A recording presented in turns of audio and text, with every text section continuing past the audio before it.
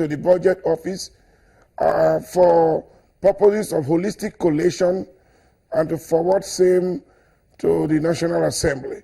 Now, it is at this stage, really, that plenty of magic begins to take place, because at this stage, the overall decision on what is submitted to the National Assembly is taken by the budget office.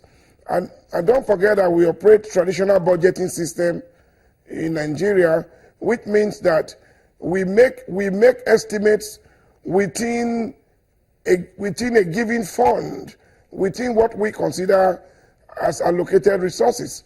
So these estimates are made to ensure that they are managed by bureaucrats as far as funds are available. And this is the reason why it has been very easy for them to pad it, because what they do is, when they pad it, there is always anticipated earnings.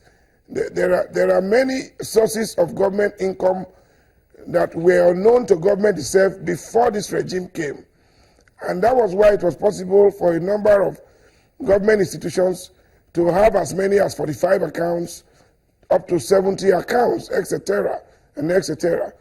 So when we recommend that we should switch from the traditional budget to zero-based budgeting, we want a system where the budget is at zero level, and then for every figure that you propose, you must justify the cost and then project it against the expected benefit of Nigeria. Now, unless we approach budgeting with these justification measures, estimates will continue to be skyrocketed by unscrupulous public servants. All right. Tell me, because the first defense that we got from government at the time when lawmakers actually raised some of these issues was the fact that, because it's a new, we adopted a new system of budgeting, the zero budgeting system, and that is the reason why we are seeing these. Shouldn't some people within the budget office, just like eventually when we now saw that the president actually, there is a rejigging of the budget office. Does it now mean that directly those who are in the budget office might be responsible, or this could actually be traced down to some of these ministries? Well, I think there is a combination of both. There is no way the budget office will operate in isolation. There is no doubt that there is a budget mafia, as everyone has come to know in this country. There are some officers who have been in charge of preparing budget estimates for the last 10 years in this country without changing their schedule. And so these kind of persons who operate in these ministries have become institutions in budget manipulation. So whether it's going to be traditional budget or zero budget, the key word is vigilance. And that is the reason why Parliament is there, because at the end of the day, the Constitution gives the President the power to submit estimates to the National Assembly pursuant to Section 81 of the Constitution. And then when these estimates come there, it is the duty of Parliament to ensure that the various submissions made to Parliament are consistent with each other. All right. And let me quickly jump in. If I may quickly ask you, Honorable Idahosa, tell me, how do these budget mafians, how do they benefit when they pad up the budget? Padding up the budget, does it automatically result into earnings, illegal earnings, like it looks altogether? How do they benefit eventually? Correct. I'll tell you how they benefit. The first is that among the many items in the budget, sometimes it could be as many as 6,000. A huge sum of them will be fictitious.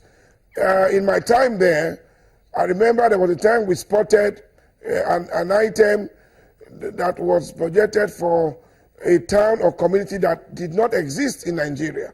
So a lot of these happened there, where these fictitious items have funds allocated to them, and as soon as releases are made in terms of actual allocation, this mafia quickly credits fund to these fictitious projects. So they end up in the hands and pockets of their cronies for onward transmission to them and for their benefit.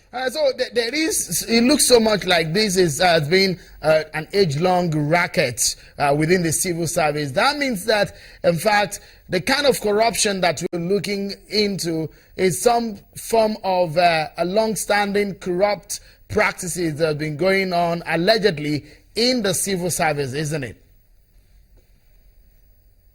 Correct, more than correct. And the situation is such that the government itself did not tackle it appropriately. I remember at that time when many parliamentary committees used to raise these issues, the executive always countered back saying, oh, those members wanted favor, they didn't get that favor, and so they were making the right noises to distract budget implementation. And then, of course, you know that at that time, it was difficult for Parliament, being the youngest of the three arms of government, to also master the tactics of selling their side to the Nigerian public. They have since developed communication skills, and that's why it's been easy to make this case to the Nigerian people about pardon. And the good news is that because of the new environment of change, the ministers, some ministers have been honorable enough to admit that this pardon exists and quickly dissociate themselves from such development. All right, just a moment. We take a moment, and when we return, there's a huge shakeup in the budget office. What would be the implication of that? And again, the over 6 trillion 2016 budget, will anything change in that figure because of this issue of pardon? Well, that's next on the program. Join us again. We decided that with a car reader, the fate of somebody in the House of Representatives, in the Senate, will no longer be determined by somebody who is in the state. A governor said that, look, you can't come back again. Your fate will be decided by the Nigerian people, the electorate, and not one big person anymore.